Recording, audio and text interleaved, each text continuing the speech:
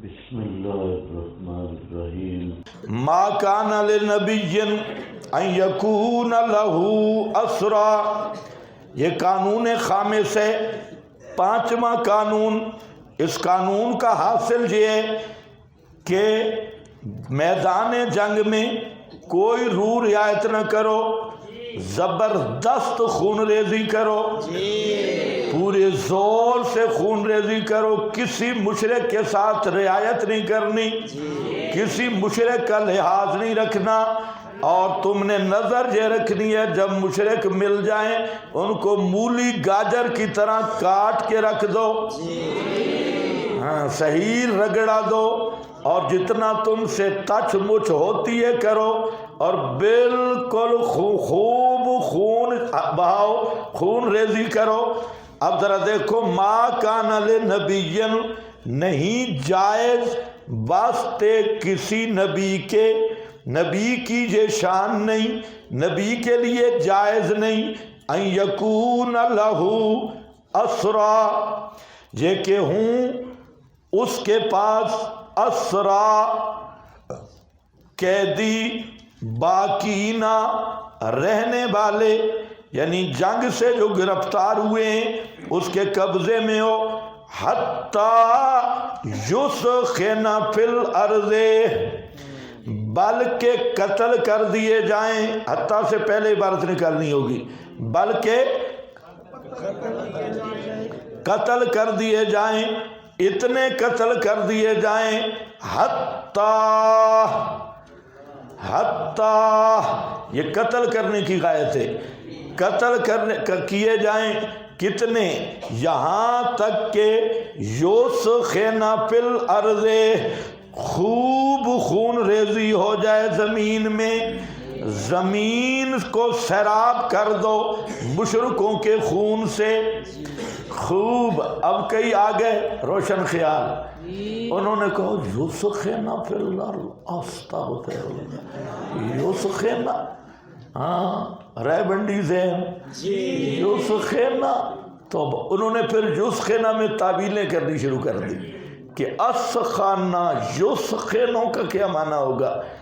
تو یہ تو معنی بہت سخت ہو رہا ہے کہ اسلام تو امن کا دائی ہے، ایمان اسلام تو سلامتی سے نکلا ہے، ایمان امن سے ہے، ہم تو ایمان امن، اسلام امن کا دائی ہے، اور ان بے غیرتوں سے پوچھو امن کیسے قائم ہوگا، امن قائم کیسے ہوگا، سلامتی کب قائم ہوگی؟ جب بدماش مشرک کو مارا جائے گا، جب تک ٹرمپ کی گردن سے نہیں پکڑا جائے گا تو امن قائم ہوگا، جب تک نیتن یاہو جیسے خنزیر کو پاؤں کے نیچے روندا نہیں جائے گا اس وقت تک امن قائم ہوگا۔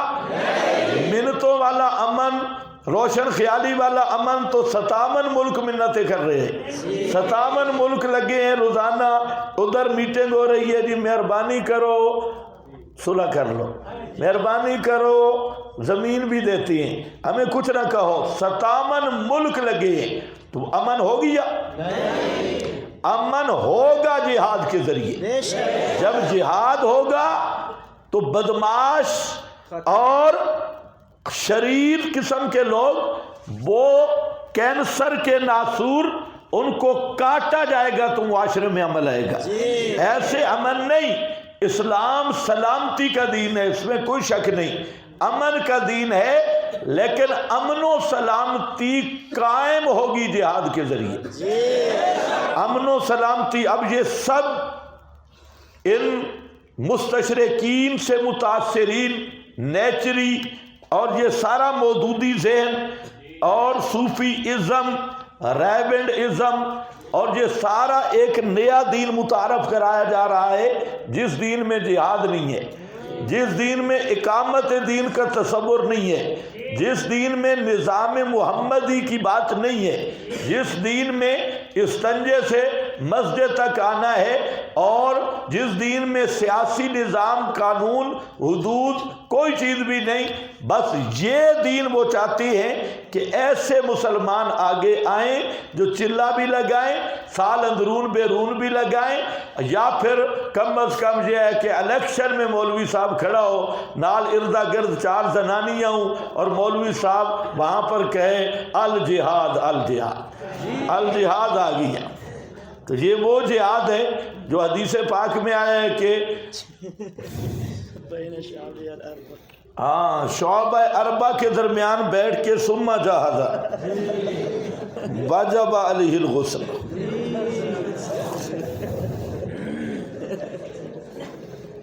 شعبہ اربع والا جہاد، تو وہاں پر بھی جاہدہ کا لفظ ہے۔ جاہد اگر جہاد کیا تو غسل واجب ہو جائے گا، انہوں نے وہی جہاد لیا ہوا ہے۔ ہاں بھئی، اسلام امن کی بات کرتا ہے، اور ان گدوں سے پوچھو کہ تم نے 1000 ٹن جو بارود گرایا یہ امن ہے؟ تم نے لاکھوں لوگوں کو قتل کیا اور دہشت گرد مسلمانوں کو کہتے ہو، اسلام کو اور نبی پاک کے جہاد کو دہشت گرد کہتے ہو، اور تم کتنے شریف خبیث ہو کہ پوری دنیا کا امن تمہاری بدماشی نے خراب کی ہے۔ پوری دنیا کا امن اور پوری دنیا کے مسائل پر امریکہ جیسے خنزیر، نیتن یاہو جیسے باندر، اور اس طرح کے نیٹو اور اقوام متحدہ جیسے منافقین، اور یہ سارے مل کر پوری دنیا میں سب سے بڑے دہشت گرد یہی طاغوت اور شیطان کی نسل ہے، جن کا مقصد مسلمانوں کا قتل عام ہے، اور ان کا کتا بھی مر جائے انہیں احساس ہوتا ہے، لیکن ہزاروں نہیں لاکھوں مسلمانوں کو تیغ کر کے اب بھی یہ ہیومن رائٹس اور حقوق انسانیت کی یہ کمینے بات کرتے ہیں، حالانکہ سب سے بڑے انسانیت کے دشمن یہی طاغوتی تک تھی۔ ہاں بھئی، ادھر پھر بیٹھے ہیں خیر خواہ وحدت الادیان والے، یہ خیر خواہی کرنے والے شیاطین، معذرت گروپ۔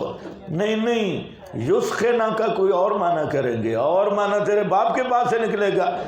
یہی معنی ہے زمین کو رنگ دو ان کے خون سے، یسخنا فی الارض، خوب اسخنا یسخنو، اتنا خون بہاؤ، اتنا کہ زمین سیراب ہو جائے۔ حتیٰ یسخنا فی الارض، حتیٰ کہ کثرت سے خون ریزی کرے، خوب خون ریزی کرے، فی الارض زمین میں، فی الارض کو بھی دیکھنا ہے، بھی زمین کے، یعنی اتنا خون بہاؤ کہ زمین بھی سیراب ہو جائے۔ تریدون عراض دنیا، تم ارادہ کرتے ہو عراض دنیا، دنیا کے ساز و سامان کا، واللہ یرید الآخرہ، اور اللہ ارادہ کرتا ہے آخرت کا، واللہ عزیز حکیم، اللہ غالب حکمت والا ہے۔ لولا کتاب، اگر نہ ہوتی لکھت، کتاب مکتوب من اللہ، اللہ کی طرف سے، سبقا گزر چکا، لمسکم فیما اخذتم، البتہ پہنچتا تمہیں بسبب اس کے کہ جو مال لیا تم نے، کیا پہنچتا؟ عذاب عظیم، بہت بڑا عذاب۔ فَكُلُوا مِمَّا، پس اب کھاؤ اس سے، غنیمتم، جو غنیمت کی چیز ملی تمہیں، حلالاً طیبہ، حلال پاکیزہ، واتقوا اللہ، اور ڈرتے رہو اللہ سے، ان اللہ غفور الرحیم، بے شک اللہ بہت معاف کرنے والا، رحم کرنے والا ہے۔ اس آیت کا کیا مطلب ہے؟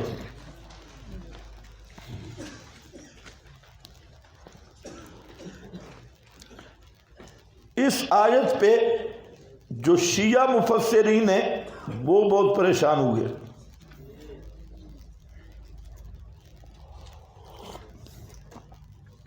اہل تشیع کا یہ نظریہ ہے کہ پیغمبر اجتہاد نہیں کرتا بلکہ پیغمبر کی ہر بات وہی ہوتی ہے. کس کا نظریہ ہے؟ ہر بات وہی ہوتی ہے. یہ شیعہ کا نظریہ ہے. دلیل دیتے ہیں ما ینطق عن الہوی ان ہوا الا وحی یوحی کہ پیغمبر کی ہر بات وہی ہے. جب ہر بات وہی ہے تو پیغمبر اجتہاد نہیں کرتا.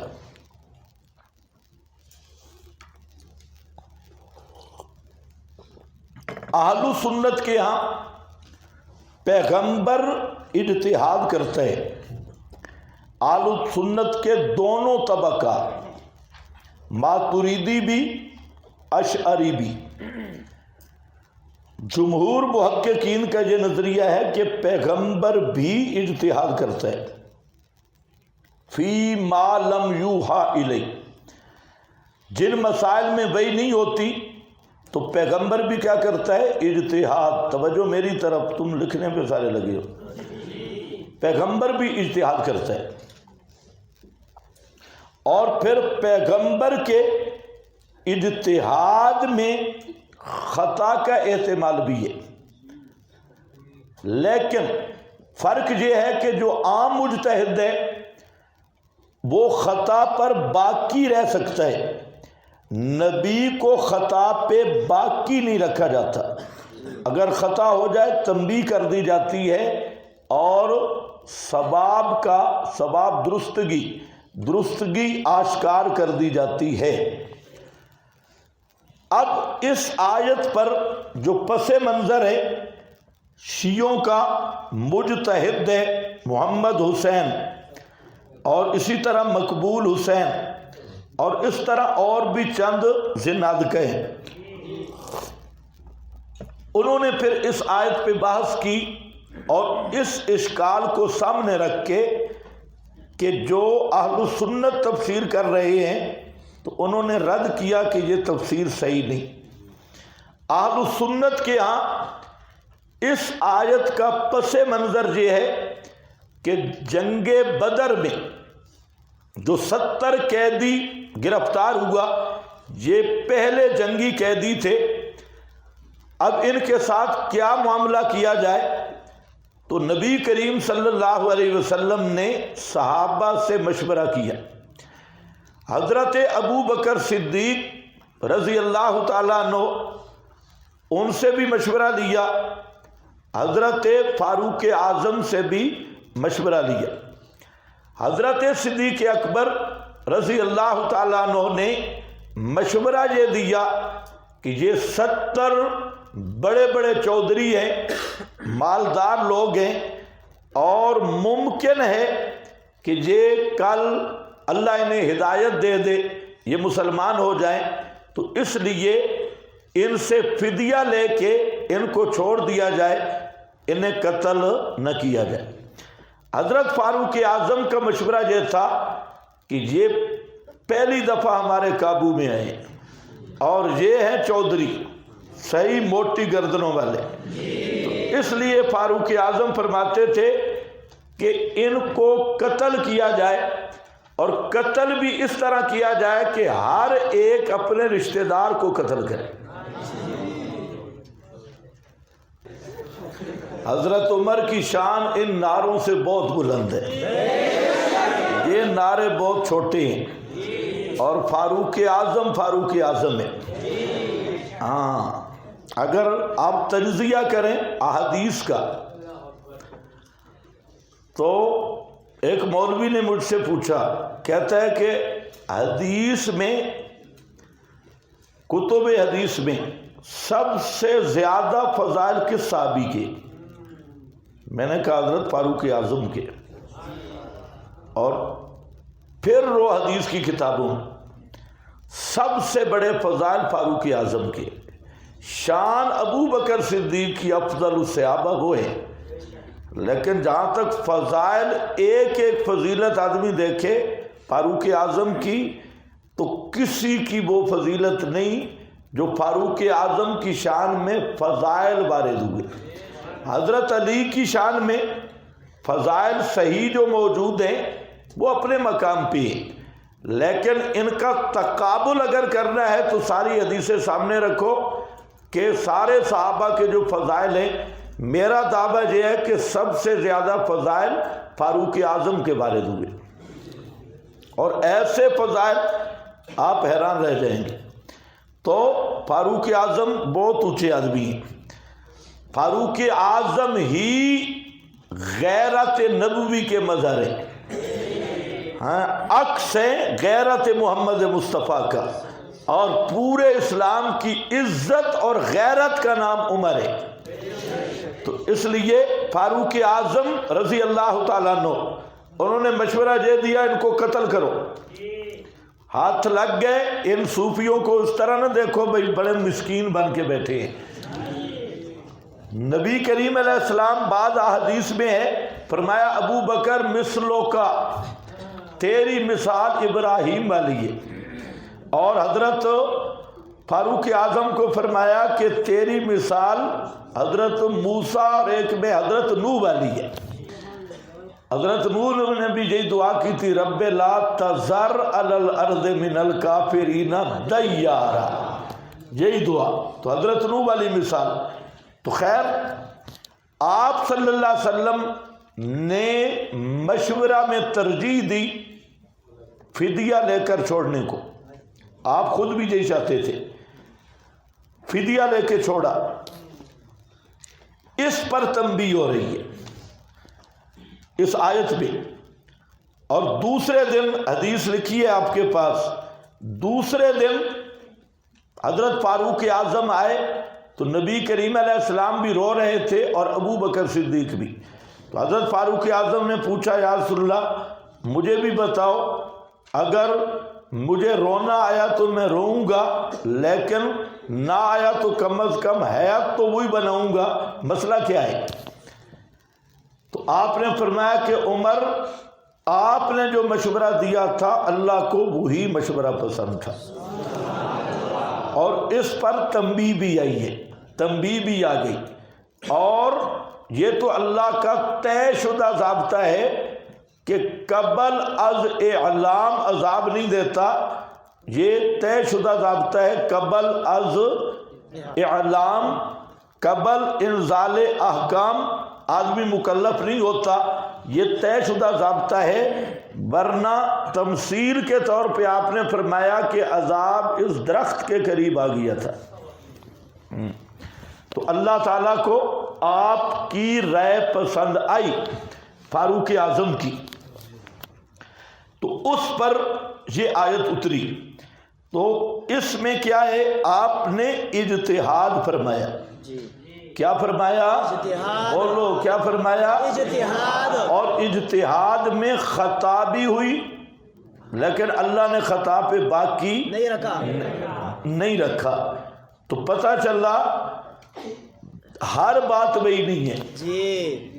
اسی طرح یا ایھا النبی لما تحرم ما احل اللہ لک، تو آپ ایک چیز کو حرام کر رہے ہیں، وہ بھی بھئی ہو لما تحرم ہو، یہ بھی بھئی آپ نے منافقین کو اجازت دی، وہ بھی بھئی، اور لما اذنت لہم، یہ بھی بھئی۔ اس لیے پہلے بھی میں نے ذکر کیا کہ یہ ہمارے بعض حضرات کی عدم تدبر کا نتیجہ ہے۔ نرم لفظ یہی ہے کہ وہ ما ینطق عن الہویٰ ان ہو الا وحی یوحیٰ کا یہ معنی لیتے ہیں کہ پیغمبر کریم کی ہر بات وہی ہے۔ تو یہ اصل میں شیعہ کا مسلک ہے، روافض کا، اہل سنت کا نہیں ہے۔ تو یہ نادانستہ طور پہ اہل تشیع کی ترجمانی ہے، اہل سنت کی ترجمانی یہ نہیں ہے۔ حضرت ہمارے استاد تھے حضرت مولانا قاضی عصمت اللہ صاحب رحمۃ اللہ علیہ، یہ اپنے وقت کے امام تھے۔ حضرت قاضی عصمت اللہ صاحب رحمۃ اللہ علیہ قلعہ دیدار سنگھ کے بہت بڑے محقق عالم تھے اور محدث بھی تھے اور مناظر بھی تھے۔ محدث بھی بڑے چوٹی کے محدث تھے۔ حضرت قاضی شمس الدین کے علوم کے امین آدمی تھے حضرت قاضی عصمت اللہ صاحب۔ آج کل لوگ کہتے ہیں وہ ڈھیلے تھے، وہ مسئلہ میں ڈھیلے تھے، حالانکہ نیٹ پر ان کی تقریر موجود ہے، حیات انبیاء پر انہوں نے کی، اور انہوں نے جو بات کی کسی مولوی میں جرأت نہیں وہ بات کرنے کی قاضی صاحب کو۔ آج کچھ بات خطیب شتیب وہ طالب علموں کے سامنے جھوٹ بول رہے ہیں کہ جی قاضی صاحب ذرا ڈھیلے تھے، ہاں بالکل بکواس۔ تو وہاں پر ان کی تقریر سنو نیٹ پہ، وہ کہتے ہیں کہ حیات الانبیاء کو دلالت النص بناتے ہیں، دلالت النص بنتی نہیں ہے۔ حیات شہداء سے یہ دلالت النص نہیں بنتی، قاضی صاحب کی تقریر ہے۔ وہ کہہ رہے ہیں کہ دلالت النص کس کو کہتی ہے؟ لغوی علت پہ حکم، جہاں احیاء ان کی علت شان اور مرتبہ نہیں ہے، احیاء ان کی علت قتل ہے، اور جہاں قتل ہوگا، جہاں علت ہوگی حکم ہوگا۔ تو آپ نے یہ کیسے دلالت النص بنائی؟ تو قاضی صاحب کہتے ہیں کہ حیات الانبیاء اس آیت سے دلالت النص کے طور پہ ثابت کرنا یہ ضابطہ ہی نہیں بنتا، کیونکہ وہاں یقتل پہ حکم ہے احیاء ان کا۔ تو جب یقتل پہ حکم ہے تو قتل علت ہے، جدار الحکم علی علتی، جہاں حکم و علت ہوگی حکم وہاں ہوگا۔ تو اگر عظمت شان علت ہوتی تو پھر تم دلالت النص بناتے، جب عظمت اور شان علت ہی نہیں ہے، علت ہی قتل ہے، تو کس طرح تم دلالت النص بناؤ گے حیات الانبیاء پہ؟ یہ وہ قاضی صاحب، قاضی عصمت اللہ صاحب کی تقریر، اور بڑی جرأت کے ساتھ میں نے حضرت صاحب سے پوچھا کہ میں نے کہا حضرت یہ لوگ کہتے ہیں کہ آپ سماع النبی کے متعلق کوئی نرم رویہ رکھتے ہیں، یہ مشہور تھا جب ہم ان کے پاس پڑھتے تھے اس وقت بھی کہ قاضی صاحب اس مسئلے میں نرم ہیں۔ تو میں حضرت کے پاؤں دبا رہا تھا تو مسکرا پڑے، مجھے کہتے ہیں کہ تمہارے مولوی کچی باتیں کرتے ہیں، میری بات تو بہت پکی ہے۔ میں نے کیا؟ کہتے ہیں تمہارے مولوی کہتے ہیں جی دیواریں آ گئیں، قبر کی مٹی آ گئی، فلاں آ گیا، اس لیے نہیں سنتے۔ میرا نظریہ ہے کہ ابو بکر صدیق رضی اللہ تعالی عنہ نے جو پیغمبر کریم کے ماتھے پہ بوسہ دیتے ہوئے لفظ کہے تھے طبتا حیم و میتا، پیغمبر کریم نے وہ بھی نہیں سنے، کیونکہ موت سے معنی موت ہے، موت سے معنی کیا ہے؟ موت ہے۔ اور تمہارے مولوی کہتے ہیں دیواریں حائل ہیں اور ڈھیلا مجھے کہتے ہو کہ میں نرم ہوں، تو میں تو کہتا ہوں موت مانی، جب موت آ گئی پھر دیواریں ہوں یا نہ ہوں سما نہیں ہوتا، کہ اصل علت کیا ہے؟ موت ہے عدم سما کی۔ کوئی سمجھ گئے کہ نہیں سمجھ گئے؟ تو حضرت قاضی صاحب سے میں نے یہ بات پوچھی تھی ما جنتے کو عن الہوا پہ۔ اچھا قاضی صاحب کی عجیب بعض باتیں اتنی عجیب ہوتی کہ ہم حیران ہو جاتے کہ حضرت کیسی گفتگو کرتے، لمبا سبق نہیں پڑھاتے تھے اور بالکل زبان اتنی ماشاءاللہ تیز تھی کہ رکوع کے آخر میں ہمیں پتہ چلتا کہ استاد جی کہیں اب کھڑے ہو گئے۔ کھڑے ہونے کا یہی انداز ہوتا، پڑھتے جاتے کوئی بات کرنی ہوتی، باہر کیپ کے بعد 4 باتیں کر کے پھر سٹارٹنگ موٹر وے پہ، پھر چلتے 2-3 رکوع گزر کے باہر کیپ پہ ہم سمجھتے بھئی اب بات آئی، باقی پتہ نہیں لگتا تھا۔ خیر، تو قاضی صاحب کو میں نے کہا استاد جی یہ کیا ہے ما جنتے کو عن الہوا؟ قرآن پاک میں لیما تحرمون لیما اذنت لہم، اور یہ آیت میں نے پڑھی کہ ما کان للنبی ان یکون لہ اسرا، تو یہ اگر یہ بھی بئی ہے وہ بھی بئی ہے۔ پھر قرآن میں ہے شاورہم فی الامر، مشاورت ہے، مشاورت اجتہادی امور میں ہوتی ہے، منصوص اس میں نہیں ہوتی۔ تو شاورہم فی الامر کا کیا معنی؟ پھر آپ کی پوری سیرت۔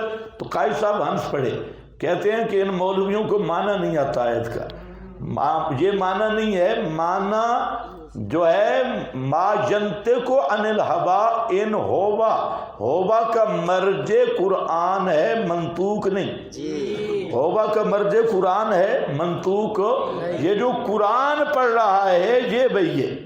اور ما جنتے کو ان الہوا یہ آن سببیہ ہے، اللہ کے محبوب اپنی خواہش کی وجہ سے نہیں بولتے، یہ جو پیش کر رہے ہیں یہ قرآن یہ بھئی ہے۔ تو یہ معنی کیا۔ خیر اس آیت پہ پہنچے گے تو انشاءاللہ اس کی مزید بھی بات ہوگی۔ انہوں نے حوالہ دیا حضرت شاہ ولی اللہ کا، لیکن مجھے حضرت شاہ صاحب کی بات نہیں ملی۔ شاہ ولی اللہ صاحب رحمہ اللہ کی کسی کتاب میں مجھے نہیں ملا، مجھے یہ حوالہ ملا ہے قاضی ثناء اللہ پانی پتی، ان کی کتاب ہے وہ الصارم المسلول علی من سب اصحاب الرسول، اس میں رد شیعہ پہ کتاب ہے، روافض پہ، اس پہ حضرت قاضی صاحب نے بات کی، اور اس کے بعد پھر دوسرے مفسرین کے حوالے بھی مل گئے۔ تو اصل ابتدان وہ تو جہاں اس آیت میں یہی بات ہے، یہ آپ کا اجتہاد تھا اور اس کا پس منظر یہی ہے، نہیں جائز واسطے کسی نبی کے ان یکون لہو اسرا، یہ کہ ہوں واسطے اس کے اسرا قیدی باقی ہوں، تو کیا ہے اسے قتل کر دے، اتنا قتل کرے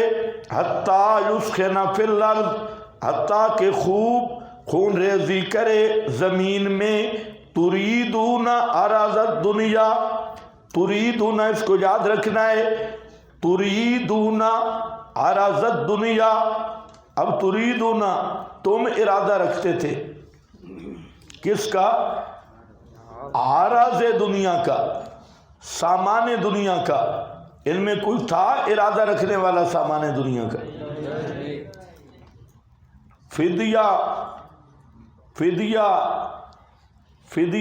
قیدیوں کا لیا جا رہا ہے، تو عرضت دنیا کیسے بنے گا؟ یہ تو جہاد ہے۔ تو اس لیے اس کو کہتے ہیں الزام المخاطب بما لم یلتزم، مخاطب یہ وہاں ہوتا ہے جہاں محبت زیادہ ہو، تربیت کا مقام ہے، تربیت، میں نے شروع انفال میں مقام تربیت کی وضاحت کی تھی، یہاں تربیت کا مقام ہے، مقام تربیت میں الفاظ مقصد تربیت ہوتا ہے ایسے لائے جاتے ہیں۔ اور الزام المخاطب، حضرت علامہ انور شاہ صاحب رحمۃ اللہ علیہ وہ فرماتے ہیں کہ یہ ان کی اصطلاح ہے، الزام المخاطب بما لم یلتزم، مخاطب کو ایسا الزام دینا جس کا وہ التزام نہ کیا ہو، اور یہ ہوتا ہے کہ اس میں پیار اور محبت میں، اس میں حضرت مثال دیتے، حضرت کا خادم تھا، چائے لاتا تھا، اور کبھی کہتے کہ آپ نے لیٹ کیا، آپ مجھے مارنا چاہتی ہیں، آپ مجھے مارنا چاہتی ہیں، آپ چائے نہیں لے آ کے آئے، مارنا چاہتے ہیں، کیا مطلب مارنا چاہتا تھا؟ تو یہ اس پر علامہ صاحب کی یہ اصطلاح اور کئی آیات کو حل کیا، جیسے ظن انہو لن نقدر علیہ، تو علامہ انور شاہ صاحب کہتے ہیں الزام المخاطب بما لم یلتزم۔ حضرت یونس نے نہیں سمجھا تھا، لیکن حضرت یونس کے اللہ کے پیارے بہت تھے، تو فرمایا اچھا پھر اس طرح کی ہے، مجھے قادر بھی نہیں سمجھا، آسان قادر بھی نہیں سمجھا، ان جا رہے۔ تو یہ الزام المخاطب بما لم یلتزم کس کو سمجھ آئے؟ تو یہاں پر بھی وہی ہے۔ اب اس کو ذہن میں رکھ لینا، جہاں صحابہ کی بات آتی ہے کہ وہ سورہ آل عمران میں اور کئی مقام پہ کہ تم میں سے بعض وہ تھے جو دنیا کا ارادہ کرتے تھے، دنیا، تو اس سے مودودی بروزر یہودی الاخر ہی انہوں نے صحابہ کو دنیا پرست ثابت کیا کہ یہ دنیا پرست تھے۔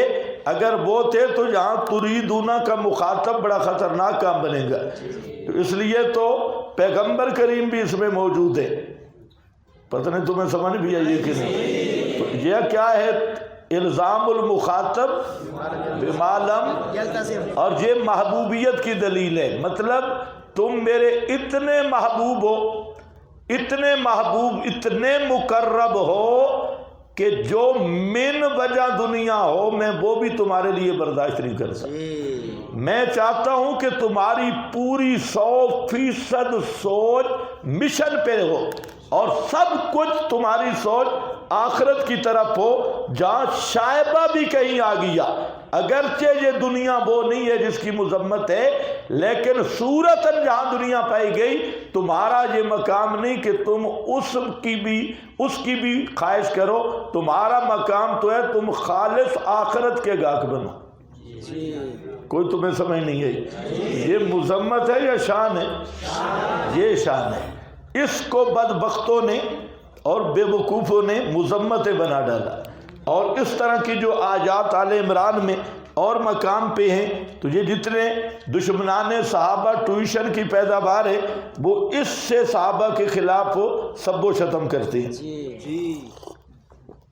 تریدون عرض الدنیا واللہ یرید الآخرہ، اور اللہ ارادہ کرتا ہے آخرت کا، واللہ عزیز حکیم، اور اللہ غالب حکمت والا ہے۔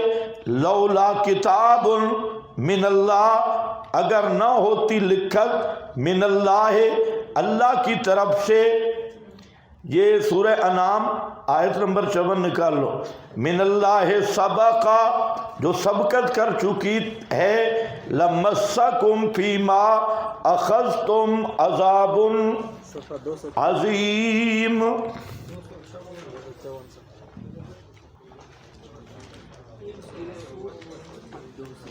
254 یہ لکھت کیا ہے؟ سبقہ، اگر مکتوب لکھا ہوا نہ ہوتا جو سبقت کر چکا ہے، وہ مکتوب کیا ہے؟ کتب ربکم علی نفسہ الرحمہ انہ من عمل منکم سوءا بجہالۃ ثم تاب من بعدہ واصلح فانہ غفور الرحیم۔ یہاں بے جہالت عدم علم ہے، اور اس سے ضابطہ یہ ہے کہ احکام کی تکلیف قبل انزال الاحکام نہیں ہوتی، جب تک حکم نازل نہ ہو جائے اس وقت تک آدمی مکلف نہیں ہوتا، حکم کے نزول کے بعد تکلیف متعلق ہوتی ہے اور آدمی مکلف ہوتا ہے۔ تو اللہ نے یہی رحمت کا معاملہ لکھ دیا کہ جب تک آگاہ نہ کرے اور احکام کا نزول نہ ہو اس وقت تک سزا نہیں دیتا۔ ایک دوسرے بھی اس کے معنی کیے گئے، وہ بھی ذرا دیکھ لو، مفسرین نے بہت اچھی اچھی باتیں بھی کی ہیں۔ یہاں پر آپ کے پاس موجود ہے کہ لولا حکم منہ تعالی سبق اثبات فی اللوح المحفوظ، اگر اللہ تعالیٰ کی طرف سے کتاب سے مراد حکم ہے وہ لوح محفوظ میں ثابت نہ ہوتا، اور وہ یہ ہے کہ اللہ نہیں عذاب دیتا کسی قوم کو قبل تقدیم ما یبین، پہلے بھیجنے ما یبین لہم امرن او نہین، جب تک اللہ پہلے بیان نہ کرے۔ اسی کو طبرانی نے اوسط میں ذکر کیا، اور ایک جماعت نے ابن عباس سے، اور ابو شیخ نے مجاہد سے، اور یا دوسرا، اور میری طرف توجہ، دوسرا اس مکتوب سے مراد کیا ہے؟ اندر ذرا دیکھو کیا ہے، کان میری طرف، نظریں حاشیے پہ، او ابل مختی فی مثل حاضل اجتہاد، مختی فی مثل حاضل اجتہاد، اس طرح کے اجتہاد میں خطا پہ اللہ سزا نہیں دیتا، کیونکہ اجتہاد کا ضابطہ کیا ہے کہ اخطا لہو اجر واحد، اصابہ لہو اجران، یہ اللہ کا ضابطہ، مکتوب ضابطہ یہ ہے۔ اگر یہ ضابطہ نہ ہوتا اجتہاد کے بارے میں تو پھر عذاب آتا. لیکن اجتہاد کے بارے میں یہ ضابطہ موجود ہے کہ اگر ایسے اجتہاد میں خطا بھی ہو جائے تو کوئی اس پر اعتراض نہیں ہے. وکیلا ہوگا اللہ یعذبہم برسول اللہ فیہم، یہ بھی کیلا آ گیا. اولا تیسرا یہ کہ اللہ تعالیٰ نے یہ بھی لکھ دیا ہے کہ اہل بدر کو عذاب نہیں ہوگا. اہل بدر کو عذاب نہیں ہوگا.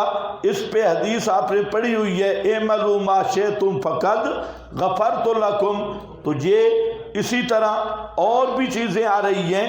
بہرحال اصل جو مسئلہ ہے اس سبقت والی بات کا وہ یہی ہے کہ قبل انزال الاحکام، اور دوسرا ہے کہ ضابطہ اجتہاد، مختی فی الاجتہاد پر کوئی پکڑ نہیں ہوتی. یہ دو چیزیں، باقی ضمناً بے شک لو لیکن دو اس کا صحیح مصداق ہے. خیر ہو گیا جی.